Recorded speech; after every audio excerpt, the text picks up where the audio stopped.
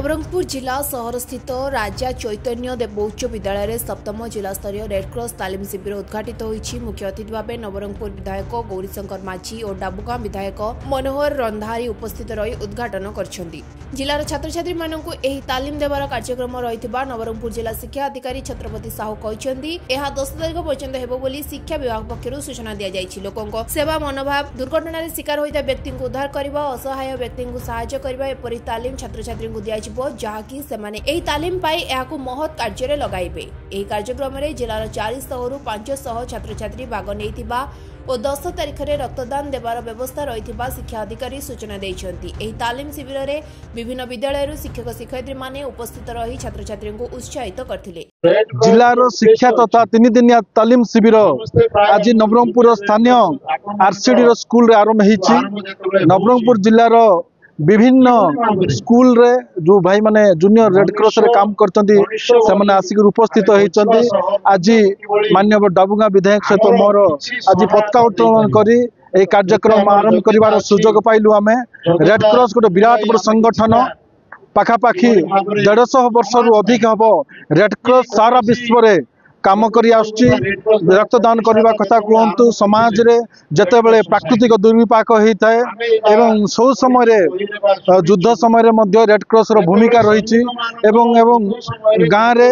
Town रे hospital जतेबेले मध्य अव्यवस्था ही पड़ी थाए। आज जूनियर रेड क्रॉस तरफ जिला स्तरीय जो आज तालीम शिविर जो आरंभ होईछि निश्चित भाव में एटारे अनेक स्कूल पिला माने जो आछंती सेमानक भितरे किबळी भाव में रेड क्रॉस रो मार्गदर्शक रेड क्रॉस नीति आदर्श भितर बुझा जाउतला एवं ता सहित सेमानक भितरे मनरे जो आशा आकांक्षा अच्छी किबळी भाव में गोटे भल मनुष्यटी हेबे एवं देशर राज्यर एवं दरकार पड़े कौन व्यक्ति विशेष हेल्प करवा संगे संगे केतेबेले मध्य दरकार पड़ो सेवा मनोभाव रखी करेंगे एवं सेमानक भितर परिष्कार परिच्छन्न प्रत्येक परिवेश को रखा संगे संगे ब्लड डोनेशन एक अद्भुतपूर्ण लोकों गोटे आदर्श तेणु सेटार मध्य सेमान किबळी भाव में तांकर निजर व्यक्तित्व को सेठी सामिल करेंगे। ता सहित रेड क्रॉस गोटे एभली एक संस्था जो संस्था की गोटे आरंभ करा जायतिला जेतेबेले सैनिक माने आहत अवस्था थिले सेतेबेले हेल्प करबा पई जेतेबेले आरंभ करा जायतिला सेथु रेड क्रॉस सारा विश्व रे गोटे विश्व विख्यात हो सारी जेतेबेले मध्य जाहाको जेतेबेले असुविधा सुविधा दरकार होची रेड क्रॉस फंड माध्यम मध्य किछि साहाय्य करा जाउची। तेणु आमे समस्ते रेड क्रॉस को किछि आमे अवदान रखिबा कथा बा अनुदान देवा कथा ता सहित रेड क्रॉस रे रहिले आम भितरे जो पिला मनकर जहाँ भी जनकर शिक्षागत तांकर स्किल्स अच्छी दक्षता अच्छी किंबा सेवा मनोभाव अच्छी सेमान रहिबो ता सहित सेमाने किबळी आगामी दिन गोटे भल मनुष्यटी तैयारी होकरी आम जिलार ना को आगू नेबे एवं रेड क्रॉस जरिया सेटा हो पारिबो। आज देखंतु आज आमर आरसीडी नोडाल हाईस्कूल ठारे 3 दिन व्यापी जूनियर रेड क्रॉस तालीम शिविर आरंभ होईछि। एथिरे आज मान्यवर विधायक नवरंगपुर और मान्यवर विधायक डाबुगां आज वरेण्य अतिथि रूप जोगदे शिविर को उद्घाटन करिसेंती। आमर आज शिविर रे प्राय 10 गोटी ब्लॉक रु 500 रु ऊर्ध्व काउंसिलर्स और गाइड टीचर्स माने आम संगे सामिल होइचंती एवं से 3 दिन व्यापी यही शिविर रे रही कि विभिन्न प्रकार जो लाइफ स्किल्स अच्छी से लाइफ स्किल विषय में पिला पढ़ा तालीम दि जाव जमी आप भावतु वज्राघात केमी रक्षा पाइबे स्नैक हेल्प केमी स्नैक बा विभिन्न सरीसृप केमी रेस्क्यू हो पारे सावधानता अवलंबन करेंगे बन्या बात्या भूकंप केमी गोटे सिविल असिस्टेंस प्रोवाइड करेंगे कम्युनिटी को ये विभिन्न प्रकार लाइफ ट्रिक